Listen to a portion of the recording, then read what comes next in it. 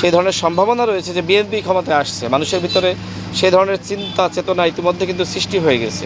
তো বিএনপি ক্ষমতায় আসলে ভারতের সাথে ভারসাম্যপূর্ণ সম্পর্ক রাখবে এবং কূটনৈতিক সম্পর্ক হবে বন্ধুত্ব এবং মর্যাদার।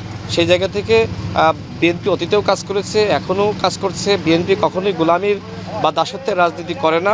বিএনপি সবসময় মাথা উঁচু করে রাজনীতি করেছে, ভবিষ্যতে মাথা উঁচু করে রাজনীতি করবে। আর কোনো ভালো আছেন?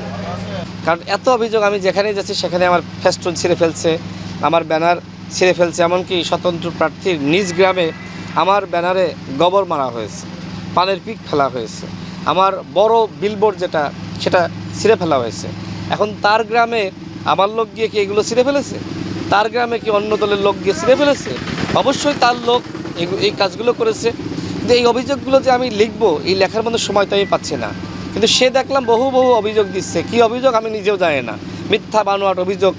তার অফিস, তার সন্ত্রাসী বাহিনীর মাধ্যমে সেই কিন্তু ভাঙচুর করছে, আবার সেই মামলাটা দিচ্ছে বা অভিযোগ দিচ্ছে আমাদের সাথে যারা বিএনপির নেতাকর্মীরা কাজ করছে তাদের নামে।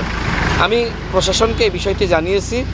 বিশেষ করে এই গণঅভ্যুত্থানের পরে 5 জন মানুষকে হত্যা করার যে নেতৃত্ব, সেই নেতৃত্ব কিন্তু এই স্বতন্ত্র প্রার্থী দিয়েছে।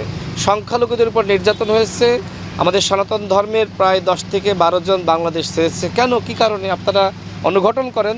এবং একই সাথে আমরা দেখেছি যে আওয়ামী লীগের যারা চেয়ারম্যান ছিল, যারা মেম্বার ছিল, তাদের কাছ থেকেও কিন্তু চাঁদা দাবি করা হয়েছে, চাঁদা নেওয়া হয়েছে। অনেকে পালিয়ে আছে, মিথ্যা মামলা দেওয়া হয়েছে, হয়রানিমূলক মামলা দেওয়া হয়েছে।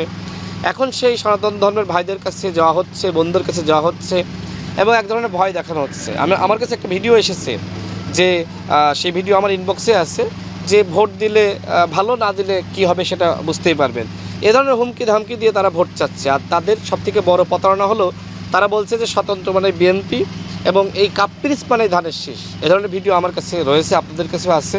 তো তারা এইভাবে কিন্তু বিএনপির নেতৃবৃন্দকে বিভ্রান্ত করছে, সাধারণ মানুষকে বিভ্রান্ত করছে, এক ধরনের প্রতারণা করে কিন্তু তারা জয়ী হতে চাচ্ছে। কিন্তু মানুষ কিন্তু এখন সচেতন, মানুষ জানে গণঅভ্যুত্থানের পরে কী পরিমাণ চাঁদাবাজি করা হয়েছে, লুটপাট করা হয়েছে, টেম্পো স্ট্যান্ড, বাস স্ট্যান্ড, বিল দখল করা হয়েছে, অনেক কিছু দখল করা হয়েছে। এমন কোনো অপরাধ অন্যায় নাই, খুনের ঘটনা যারা ঘটিয়েছে তারা আর কি না করতে পারে। সব ধরনের অপরাধ কিন্তু এই স্বতন্ত্র প্রার্থীর লোকজন এবং তিনি কিন্তু করেছেন। তো সেই জায়গা থেকে তিনি একজন এই ধরনের বিতর্কিত ব্যক্তি, তিনি উল্টো আমার বিরুদ্ধে আর কোনো অভিযোগ না দিতে পেরে আমাকে সবসময় বলছেন যে বহিরাগত। এখন এই রাষ্ট্রে, এই দেশে কে বহিরাগত? আবার কেউ বলছে আমি রোহিঙ্গা।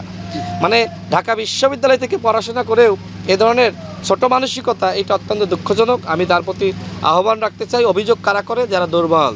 আপনি সন্ত্রাসী কর্মযজ্ঞে লিপ্ত, আবার আপনি অভিযোগ দিচ্ছেন ভালো সাজার জন্য। আমি প্রশাসনকে বলবো, তার সাথে যে সকল ক্যাডার বাহিনী রয়েছে, মাস্টার বাহিনী রয়েছে, তাদেরকে গ্রেপ্তার করুন, চিহ্নিত করুন এবং অস্ত্র উদ্ধার অভিযান এই মুহূর্তে পরিচালনা করা দরকার। আমি যতটুকু সন্দেহ করছি বা তথ্য পেয়েছি, নির্বাচনকে সামনে রেখে এক ধরনের অস্ত্র মজুত করা হয়েছে এবং এগুলো স্বতন্ত্র প্রার্থীর লোকজন করছে।